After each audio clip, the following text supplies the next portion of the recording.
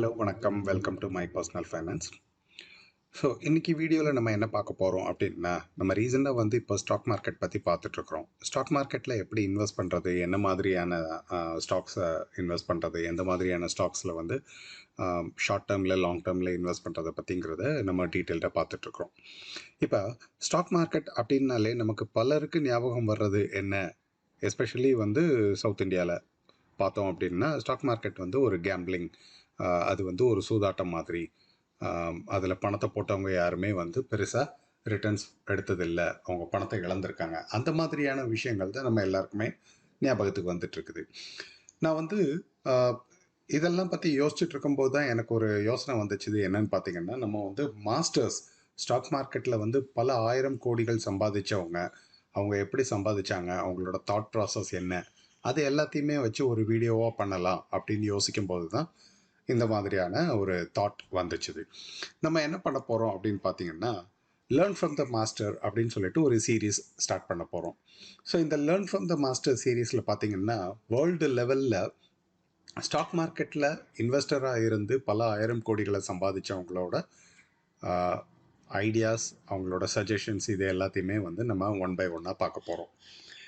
இந்த சீரீஸில் ஃபஸ்ட்டு நம்ம யாரை பார்க்க போகிறது அப்படின்னு பார்த்தீங்கன்னா, வாரன் எட்வர்ட் பஃபட்.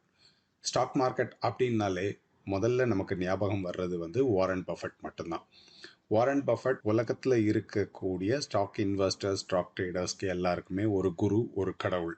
என்ன காரணம்னு பார்த்தீங்கன்னா, அவரோட இன்வெஸ்டிங் ஸ்டைல், அவரோட இன்வெஸ்ட்மெண்ட் மெத்தடாலஜிஸ் எல்லாமே ரொம்ப டிஃப்ரெண்ட்டாக இருக்கும். அட் த சேம் டைம் அவரோட ஸ்ட்ராட்டஜிஸ் எல்லாமே ரொம்ப வித்தியாசமாக இருக்கும்.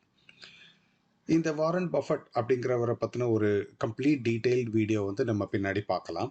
அவர் பெர்க்ஷயர் ஹாத்தவே அப்படிங்கிற ஒரு கம்பெனியோட சேர்மன் அண்ட் சிஇஓவாக இருந்துகிட்ருக்காரு.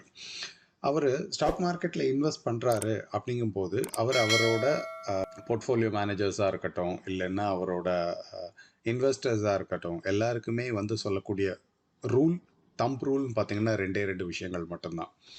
அதில் ஃபர்ஸ்ட் ரூல் என்னன்னு பார்த்தீங்கன்னா, நெவர் லூஸ் மணி, பணத்தை எப்போதும் இழக்காதீர்கள். ரெண்டாவது ரூல் பார்த்தீங்கன்னா, never forget rule number 1. Rule number 1 எந்த காலத்துலையும் மறந்துடாதீங்க. இந்த ரெண்டு விஷயங்களும் அவரோட கம்பெனியோட அந்த ஆனுவல் ஸ்டேட்மெண்ட் அனுப்பும்போது அதில் குறிப்பிட்டு அனுப்பக்கூடிய இந்த ரெண்டு ரூல் இருக்கும்.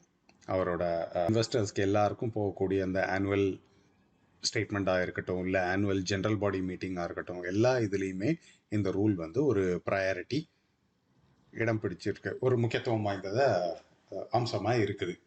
சரி, ஸ்டாக் மார்க்கெட்டில் ஏகப்பட்ட இன்வெஸ்டர்ஸ் இருக்காங்க, ஏகப்பட்ட ஜாயின்ஸ் இருக்காங்க, ஏகப்பட்ட அனலிஸ்ட் இருக்காங்க. அப்படின்னு பார்க்கும்போது நமக்கு தெரிஞ்சவங்க யாரெல்லாம் வருவாங்கன்னு பார்த்தீங்கன்னா, வேர்ல்டு லெவலில் எடுத்துக்கிட்டோம்னா நமக்கு வாரன் பஃபெட் தெரியும், அப்புறம் பீட்டர் லிஞ்ச் தெரியும், பெஞ்சமின் கிரஹாம் தெரியும், சார்லி முங்கர் தெரியும், அதுக்கப்புறம் மிக முக்கியமான ஆள் ஜான் டெம்பிள்டன் தெரியும். இது எல்லாருமே வேர்ல்டு லெவலில் இருக்கிறாங்க.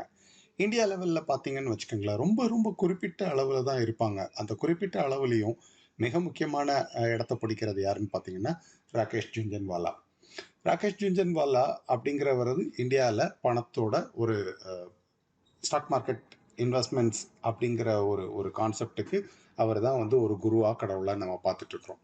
ரைட், இந்த மாதிரியான குருக்கள், இந்த மாதிரியான ஜெயின்ஸ் கிட்ட இருந்து நம்ம ஒவ்வொரு வாரமும் கொஞ்சம் கொஞ்சம் இன்ஃபர்மேஷன்ஸை தெரிஞ்சுக்க போகிறோம். அதன் மூலமாக நம்மளோட இன்வெஸ்டிங் மைண்ட் செட்டை வளர்த்துக்க முடியும், நம்மளோட இன்வெஸ்ட்மெண்ட் நாலேஜையும் இன்க்ரீஸ் பண்ணிக்க முடியும், இம்ப்ரூவ் பண்ணிக்க முடியும். சரி, இப்போ வாரன் பஃபட் என்ன சொல்கிறாரு அப்படிங்கிற விஷயங்களை பற்றி நம்ம பார்க்கலாம். அவர் மெயினாக இன்வெஸ்டர்ஸ்க்கு சொல்லக்கூடியது வெறும் 4 விஷயங்கள் தாங்க. ரொம்ப போட்டு காம்ப்ளிகேட் பண்ணிக்கணுங்கிற அவசியமே இல்லை. சிம்பிளாக 4 விஷயங்கள் சொல்கிறாரு. இந்த 4 விஷயங்கள்ல இருந்து நம்ம நிறைய இன்ஃபர்மேஷன்ஸை தெரிஞ்சுக்க முடியும். வாங்க நம்ம என்னென்ன விஷயங்கள் சொல்கிறாருன்னு பார்க்கலாம். ஒரு ஸ்டாக் நீங்கள் வாங்கணும்னு முடிவு பண்ணிட்டீங்க, அந்த ஸ்டாக்கை வாங்கவும் செஞ்சிட்டீங்க. அதுக்கப்புறம் நீங்கள் பண்ண வேண்டிய முதல் முக்கியமான விஷயம் என்னென்னா, turn off the stock market. அந்த ஸ்டாக் மார்க்கெட் அது டிவியாக இருக்கலாம், இல்லை நியூஸ் பேப்பராக இருக்கலாம், இல்லை உங்கள் மொபைல் ஃபோனாக இருக்கலாம், எதுவாக இருந்தாலும் நீங்கள் அந்த போர்ட்டலை விட்டு இம்மீடியட்டாக வெளியில் வந்துடணும். இதுக்கு மிக முக்கியமான காரணம் என்னன்னு பார்த்தீங்கன்னு வச்சுக்கோங்களேன், இது டிப்பிக்கலாக ட்ரேடர்ஸ்க்கும் சரி, இல்லை இன்வெஸ்டர்ஸ்க்கும் சரி இருக்கிற மைண்ட் செட். ஒரு ஸ்டாக்கில் இன்வெஸ்ட் பண்ணியாச்சுன்னா அடுத்த நாள் காலையில் எழுந்திரிச்ச உடனே அந்த ஸ்டாக்கை எந்த அளவுக்கு வளர்ந்துருக்குதுன்னு தான் பார்க்க தோணும். அது ஹியூமன் சைக்காலஜி. இதைத்தான் ட்ரேடர் சைக்காலஜின்னு சொல்லுவாங்க. டெய்லி நீங்கள் பார்க்கறதுனால ஸ்டாக் மார்க்கெட்டில் growth இருக்குமான்னு கேட்டால் இருக்காது. டிப்பிக்கலாக என்ன ஆகும்னா உங்களுக்கு தான் ப்ரெஷர் ஷூட் அப் ஆகிட்டே இருக்கும். அது ஏறினாலோ இறங்குனாலோ வந்து உங்களுக்கு தான் ப்ரெஷர் வந்து வெரி ஆகிட்டே இருக்க போகுது. இப்போ ஒரு உதாரணத்துக்கு நம்ம வந்து ஒரு செடியை நட்டு வைக்கிறோம்னு வச்சுக்கோங்களேன். ஒரு விதையை போடுறோம். அந்த விதை வந்து நாளைக்கு காலையில் எழுந்திரிச்சு பார்க்கும்போது மரமாக முளைச்சிருக்க போகுதான்னு பார்த்தீங்கன்னா கண்டிப்பாக கிடையாது. அது விதை செடியாகி அதுக்கப்புறம் மரமாகி காய் காய்ச்சி பழமாகி வர்றதுக்கு குறைஞ்சபட்சம் உங்களுக்கு சில வருடங்களாவது ஆகிறதுக்கு வாய்ப்புகள் இருக்குது. அதே மாதிரி தான் ஒரு ஸ்டாக் நீங்கள் வாங்குறீங்கன்னா அடுத்த நாள் காலையில் வந்து அது உங்களுக்கு பெரிய அளவுக்கு ரிட்டர்ன்ஸ் தருமான்னு கேட்டிங்கன்னா கண்டிப்பாக தரப்போகிறதில்ல. ஸோ முதல்ல நமக்கு என்ன தேவைன்னா patience. Turn off the stock market immediately after you buy some stocks. ஒரு ஸ்டாக் வாங்கினதுக்கப்புறம் நீங்கள் உங்ககிட்ட இருக்கிற அந்த ஆப்பாக இருக்கட்டும் இல்லைன்னா நியூஸ் போர்ட்டலாக இருக்கட்டும் அதை விட்டு இம்மீடியட்டாக வெளியில் வந்துடுங்க. அடிக்கடி அதை போய் ஸ்டாக் வளர்ந்துருக்குதான்னு பார்க்க வேண்டாம்.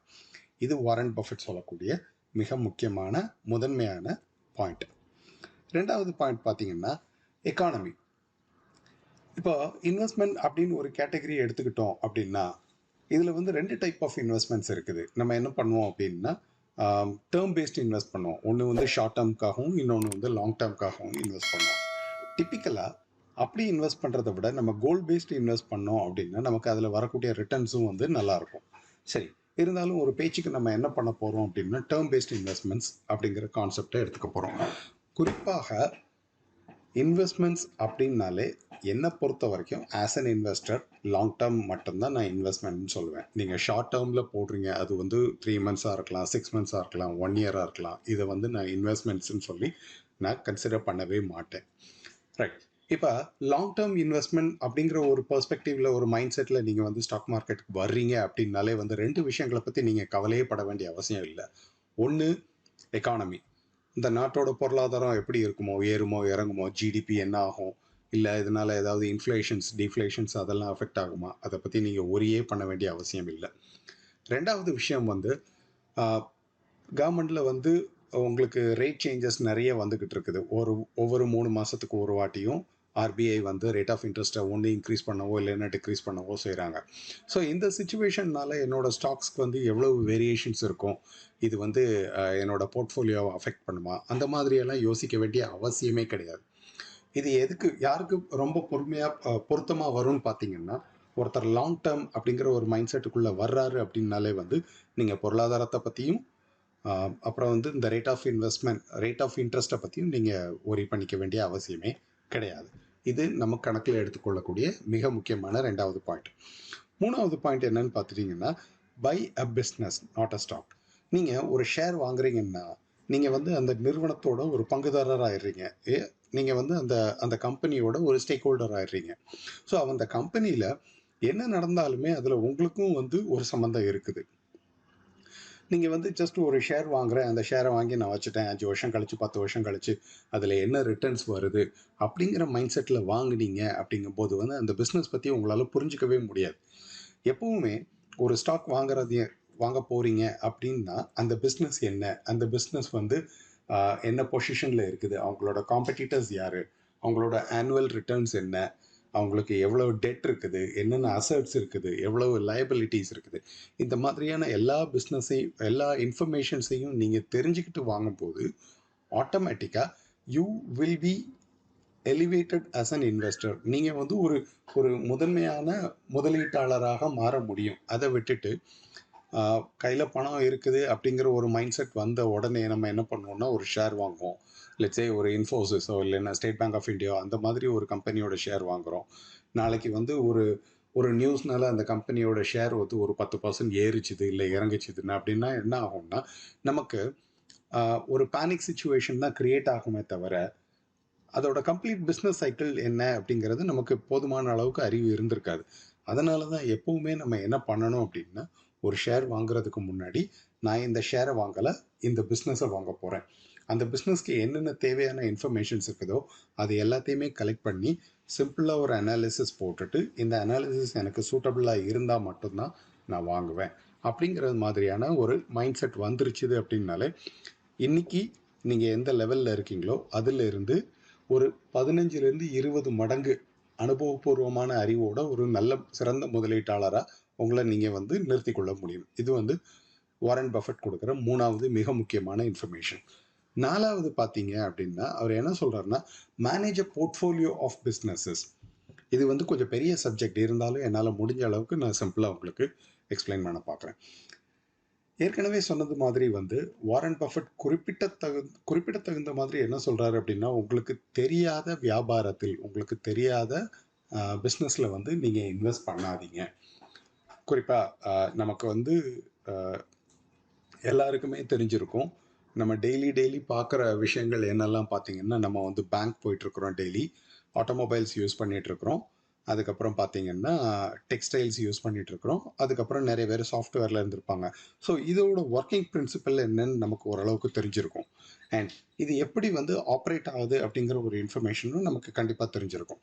அதை விட்டுட்டு தெரியாத ஒரு பிஸ்னஸ், ஒரு ஃபுட் இண்டஸ்ட்ரியாக இருக்கலாம், அந்த ஃபுட் இண்டஸ்ட்ரிக்கு பின்னாடி என்னென்ன இருக்குதுங்கிற விஷயங்கள் வந்து எனக்கு தெரியாது. ஒரு ஃபார்மாசூட்டிக்கல் இண்டஸ்ட்ரியாக இருக்கலாம், அந்த ஃபார்மாசூட்டிக்கல் இண்டஸ்ட்ரியில் வந்து என்ன நடக்குது, அவங்களுக்கு என்னென்ன அப்ரூவல்ஸ் வேணும், அதோட ப்ராசஸ் என்ன, அந்த மாதிரியான விஷயங்கள் வந்து எனக்கு தெரியாது. ஸோ இந்த மாதிரி தெரியாத பிஸ்னஸில் இன்வெஸ்ட் பண்ணுறதை விட்டுட்டு, உங்களுக்கு தெரிஞ்ச பிஸ்னஸில் நீங்கள் முதலீடு பண்ணுறது மூலமாக உங்களோட போர்ட்ஃபோலியோ வந்து நீங்கள் ஈஸியாக மேனேஜ் பண்ண முடியும். அட் த சேம் டைம் உங்கள் போர்ட்ஃபோலியோ வந்து ஈஸியாக க்ரோ ஆகிறதையும் உங்களால் பார்த்துக்க முடியும். ஸோ இந்த மாதிரியான விஷயங்கள் எல்லாமே வந்து ஒவ்வொரு லீடர்ஸ் நமக்கு கொடுக்கறது மூலமாக நம்மளோட வெல்த் மட்டும் இல்லாமல் நம்மளோட இன்வெஸ்ட்மெண்ட் நாலேஜையும் நம்ம ஈஸியாக வளர்த்துக்க முடியும் அப்படிங்கிறதுல எந்த விதமான சந்தேகமும் கிடையாது. ரைட். இந்த வீடியோ உங்களுக்கு பிடிச்சிருந்ததுன்னா மறக்காமல் சப்ஸ்கிரைப் பண்ணுங்கள், ஷேர் பண்ணுங்கள், லைக் பண்ணுங்கள். தேங்க்யூ.